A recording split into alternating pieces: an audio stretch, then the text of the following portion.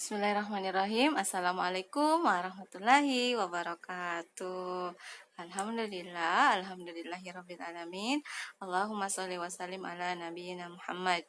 Alhamdulillah, dengan kasih sayang, dengan rahmatnya Allah memberikan izin kepada Ustazah untuk menyapa Ananda melalui video pembelajaran ini.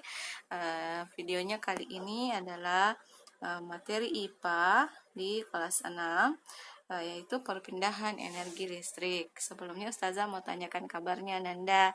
Bagaimana saleh-salehah di rumah? Sehat ya? Masya Allah, Alhamdulillah.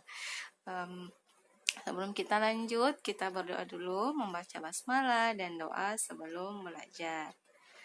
Bismillahirrahmanirrahim. Rabbi zidni ilman warzuqni fahman wa'allimni bisolihin. Amin ya Allah. Ya, semoga Allah memudahkan Ustazah untuk menjelaskan materi ini kepada Ananda, dan juga Allah memudahkan Ananda untuk memahami apa yang Ustazah sampaikan. Insya Allah, amin. Yuk kita belajar bersama tentang perpindahan energi listrik.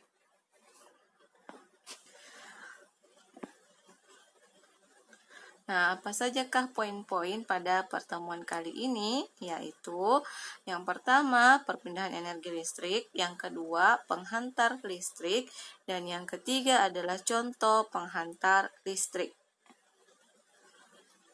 Nah, kita simak dulu ya.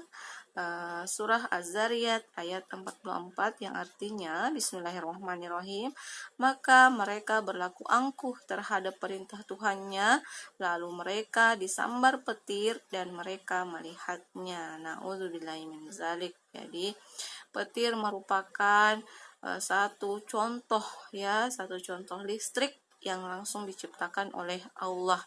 Jadi petir tersebut berbahaya ya, soleh-soleha, bisa menyambar manusia. Nah, kalau disambar, nauzubillah, itu bisa menyebabkan kematian. Nah, di ayat ini ya dibahas atau dibicarakan oleh Allah, disampaikan oleh Allah tentang orang-orang kafir di zamannya yang tidak mau mengikuti perintah Allah ya, mereka tidak mau beriman, tidak mau bertakwa kepada Allah, mereka berlaku angkuh atau sombong sehingga mereka disambar petir. Nauzubillahi min dzalik ya.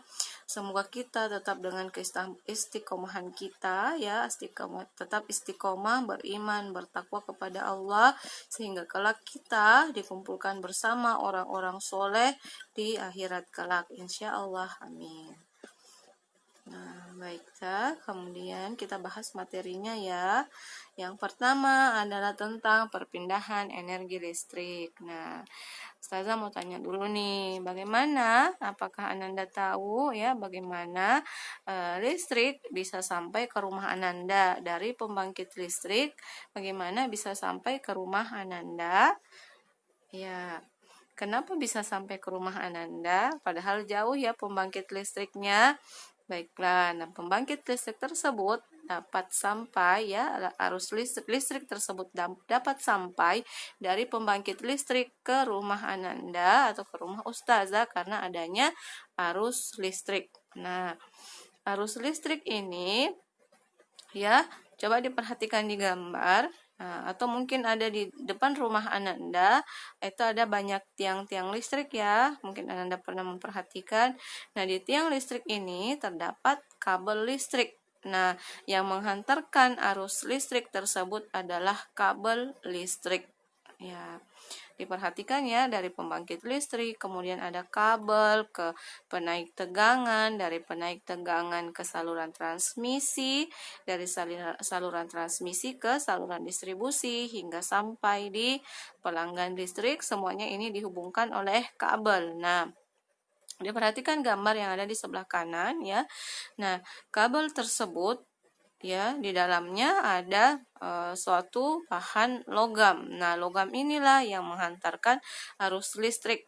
Ya, biasa juga disebut sebagai konduktor. Kemudian kabelnya terbuat dari bahan plastik yang tidak dapat menghantarkan arus listrik, jadi fungsinya untuk melindungi logam tersebut. Nah, itu berbahan yang tidak dapat menghantarkan arus listrik atau isolator. Baiklah, yang kedua adalah penghantar listrik. Ya, penghantar listrik ada dua, yaitu konduktor dan isolator. Jadi, konduktor adalah bahan-bahan yang dapat menghantarkan arus listrik. Contoh misalnya di dalam kabel, ya, di dalam kabel tersebut terdapat logam. Nah, logam itu merupakan bahan konduktor, dapat menghantarkan listrik. Nah, di gambar diperlihatkan contoh-contoh yang dapat menghantarkan arus listrik adalah tembaga, besi, aluminium, kuningan, emas, baja, raksa, dan perak. Nah, sedangkan isolator adalah bahan-bahan yang tidak dapat menghantarkan arus listrik. Nah, contohnya gelas, plastik, keramik, ya, karet, kayu, kain, kertas, gabus, dan wol. Nah, diperhatikan di gambar lagi ya, ada contoh penghantar listrik. Nah, ada diperlihatkan 5 contoh benda konduktor dan 5 contoh benda isolator. Nah, contoh dari benda konduktor atau yang dapat menghantarkan arus listrik ada air laut, besi, emas, tembaga, dan perak. Sedangkan benda isolator yang tidak dapat menghantarkan arus listrik adalah kayu kering, berlian, oli, karet, dan gelas.